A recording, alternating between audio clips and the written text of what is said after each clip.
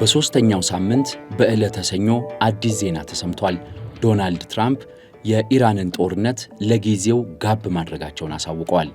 ምክንያታቸው ድርድር ነው።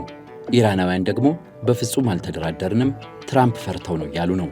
ዓለም በዚህ ጉዳይ እየተነጋገረ ነው። ትኩስ መረጃዎችን ከቅዳሜ ገበያ የዩቲዩብ ገጽ ይዘንላችሁ ቀርበናል። ቻናላችንን ተከታተሉ፣ ሰብስክራይብ አድርጉ። አዳዲስ መረጃዎች እንዲደርሷችሁ የደወል ምልክቱን ይጫኑ። ቅዳሜ ገበያ። ዶናልድ ትራምፕ በትሩዝ ገጻቸው ላይ አንድ መረጃ ዛሬ ይፋ አድርገዋል። እንደምናስታውሰው ከ48 ሰዓት በኋላ ኢራንን አይቀጡ ቅጣት እቀጣታለሁ ብለው ቅዳሜ ዕለት አሳስበው ነበረ። በአሜሪካን አቆጣጠር አመሻሽ ላይ ሰኞ ዕለት ይህ ጉዳይ እየተጠበቀ ነበር የሚገኘው። የተሰጠው የ48 ሰዓት ቀነ ገደብ አብቅቶ ኢራን በቦምብ ትጋያለች ብለው በርካቶች ፈርተው ነበረ። ኢራንም ማስፈራሪያ ሰንዝራ ነበረ። አሁን ዶናልድ ትራምፕ በይፋ እንዳሳወቁት በኢራንና በአሜሪካ መካከል ንግግሮች ተደርገዋል። ንግግሮቹ ደግሞ ዘላቂ ስምምነትን ሊያስገኙ የሚችሉ ናቸው ብለዋል። በማብራሪያቸው ሁሉንም ወገኖች አመሰግናለሁ ለትኩረታችሁ ብለውም ተናግረዋል። ይህንን ጉዳይ ግን የኢራን መንግስት እንዳጣጣለው መረጃዎች እያሳዩ ነው። እየተከናወኑ ያሉት ነገሮች፣ ትኩስ መረጃዎቹ ምንድን ናቸው? ከኢራን በኩል በቂ መረጃዎች አሁን እየተገኙ አይደለም። እንደምናውቀው በዚህ በ3 ሳምንቱ ጦርነት ከኢራን በኩል መረጃዎች እንዳይገኙ ያደረገው የኢንተርኔት መቋረጥ ነው። የኢራን መንግስት ሙሉ ኢንተርኔት ካቋረጠ ሳምንታት አልፎታል። ያኔ በረብሻው ጊዜ እንደተቋረጠ ሁሉ አሁን በጦርነቱም ተቋርጧል። የተወሰኑ መገናኛ ብዙሃን የሚያስተላልፏቸው ዘገባዎች እንደዚሁም ደግሞ የኢራን ጦር ሰራዊት ራሱ የሚለቃቸው መረጃዎች ካልሆኑ በስተቀር ኢራን ውስጥ ምን እየተከናወነ እንዳለ የሚታወቅ ነገር የለም። የኢራን መንግስት 1400 በላይ ሰዎች ሞተዋል ቢባልም አንዳንዶች ቁጥሩን እስከ 3000 ያደርሱታል። ስለዚህ ቴሄራንና ሌሎች የኢራን ዋና ዋና ከተሞች፣ የኒኩሌር ጣቢያዎች፣ የሚሳኤል ቦታዎች ምን እንደተከናወነ ማንም አያውቅም። ዝነኛው የአልጀዚራ ጋዜጠኛ መሐመድ ቫል ኢራናውያን ጦርነቱ ቢቆም ደስ ይላቸዋል ሲል ተናግሯል።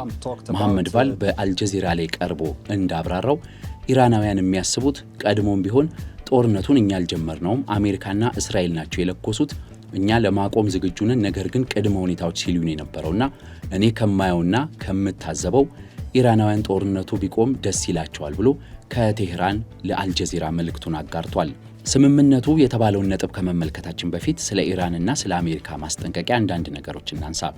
ቅዳሜ ዕለት ዶናልድ ትራምፕ ትልቅ ማስጠንቀቂያን የሰነዘሩት ኢራን የሆርሙዝ ሰርጥን የማትከፍት ከሆነና የነዳጅና የተፈጥሮ ጋዝ እንቅስቃሴ እንዳይገደብ የማታደርግ ከሆነ የቦምብ ናዳ አወርድባታለሁ ብለዋል። ይመታሉ የተባሉትም የኢራን የኃይል ማመንጫዎች፣ የኢራን የተፈጥሮ ጋዝና የነዳጅ ጣቢያዎች፣ ማውጫዎች፣ ማጣሪያዎች፣ የኤክስፖርት ማዕከላት እንደሆኑ በዝርዝር ተናግረው ነበር። 48 ሰዓት የሰጡት ደግሞ ቅዳሜ አመሻሽ ላይ ነበር። ሰኞ አመሻሽ ይህ የ48 ሰዓት ቀነ ገደብ ያልቃል ተብሎ ስለተጠበቀ በርካቶች ከዛ በኋላ ምን ይሆናል እያሉ እየጠበቁ ነበረ። በኢራን በኩል ግን የተሰጠው ምላሽ ምንም መለሳለስን የሚያሳይ አልነበረም።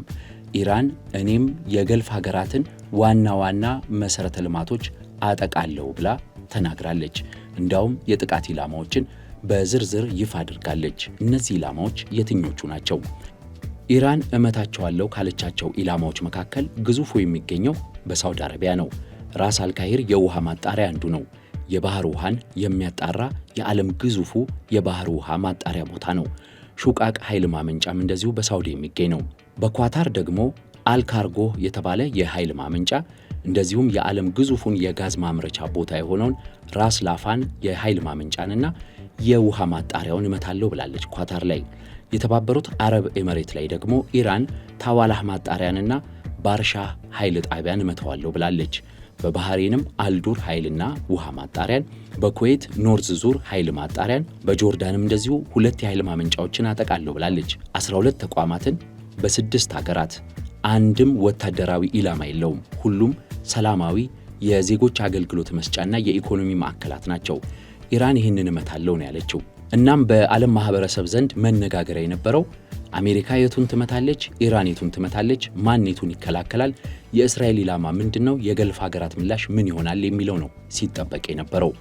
ሰኞ አመሻሽ ላይ የተሰማው ዜና ግን ዶናልድ ትራምፕ ከኢራን ጋር ላለፉት 2 ቀናት ውይይቶችን ስናደርግ ቆይተናል፣ ጠንካራ ንግግሮችን አድርገናል፣ ሙሉና ጠቅላላ ስምምነት ላይ ልንደርስ የምንችልበት ነገሮች ስላሉ ለተከታታይ 5 ቀናት የኢራን የኃይልና የውሃ ጣቢያዎችን አልመታም ብለው ያሳወቁበት ነው። ትራምፕ ይህንን በይፋ ይግለጹ እንጂ የኢራን መንግስት ግን አልተስማማንም አይነት መረጃዎችን እያሰራጨ ነው። ለኢራን መንግስት ቅርብ ናቸው የተባሉ የተለያዩ መገናኛ ብዙሃን እንደነ ፕሬስ ቲቪን እንዲሁም እንደነ መህር የሚባለውን የዜና አውታር ጨምሮ የኢራን የውጭ ጉዳይ ሚኒስቴር ምንም ስምምነት አላደረግንም ብሎ ነግሮናል ብለው ዘግበዋል። የእነዚህ የዜና አውታሮች ዘገባ እንደሚያመለክተው ከሆነ ከኢራን መንግስት ጋር በአሜሪካ በኩል ምንም የተደረገ ንግግር የለም፣ አልተገናኘንም፣ አልተነጋገርንም። ዶናልድ ትራምፕ ፈርተው ነው ይህንን ያደረጉት፣ አሜሪካ ፈርታለች ብለው ነው የተናገሩት። እንግዲህ የኢራን መንግስት በይፋ ባይናገርም የኢራን ዋና ዋና የመንግስት አፈቀላጤ የሆኑ ሚዲያዎች ግን ኢራን ምንም ድርድር አልቀረበልኝም ብላለች። ጦርነቱ በእርግጥ የጦር መሳሪያዎች የሚሳኤሎችና የድሮኖች ብቻ ሳይሆን የቃላት ጦርነቶችና የፕሮፓጋንዳም ጦርነት እንደሆነ ይታወቃል። ስለዚህ ኢራን አልተነጋገርኩም ብትል የሚገርም አይሆንም። ግን ይህ ስምምነት 1-2 ነገሮችን ከጀርባው ሊይዝ ይችላል። የመጀመሪያው የዓለም ኢኮኖሚን መረጋጋት ነው። ዶናልድ ትራምፕ ስምምነት ላይ ደርሰናል ማለታቸው ብቻ የዓለም የነዳጅ ዋጋን በከፍተኛ ሁኔታ አረጋግቶታል። 12 በመቶ ነዳጅ ቀንሷል። ይህ ዘገባ ወደ እናንተ ሲደርስ ነዳጅ ከ$100 በታች እየተሸጠ ነው። የዓለም ኢኮኖሚ በከፍተኛ ደረጃ ሊረጋጋ ይችላል። ምናልባትም ደግሞ በሆርሙዝ መርከቦች መመላለስ ከጀመሩ ሁኔታው የበለጠ እየተረጋጋ ሊሄድ ይችላል። ሁለተኛው ግን አሜሪካ ጊዜ እየገዛች ሊሆን ይችላል የሚለው ነው። የኢራን ኃይሎች እንደዚህ አይነት መረጃዎችን እያሰራጩ ነው። እንደሚታወቀው በቅርቡ ከአሜሪካ ትሪፖሊ ዩኤስኤስ የምትባለዋ መርከብ ተነስታለች። ይቺ መርከብ ግዙፍ የአውሮፕላን መንደርደሪያ ብቻ አይደለችም፣ ስልጡን የባህር ኃይል ወታደሮችን የያዘች ናት። ይቺ መርከብ ወደ ባህረ ሰላጤው ተጠግታ ምናልባትም የሆርሙዝ ሰርጥ የሚከፈትላት ከሆነ በዛ ተሻግራ የኢራኑን የነዳጅ ማዕከል ካርግ ደሴትን አሜሪካ በእግረኛ ወታደር ልትይዝ ትችላለች የሚለውን ሐሳብ ሊያጠናክር ይችላል ብለው የሚያነሱ አሉ። እናም ዶናልድ ትራምፕ የ5 ቀን የዘመቻ ዕቀባውን ያወጁት የዓለምን ኢኮኖሚ እንዳይወድቅ ለመከላከል ነው ወይንስ የተጠናከረ ዘመቻ ከ5 ቀን በኋላ ለመክፈት ነው? ቅዳሜ ገበያ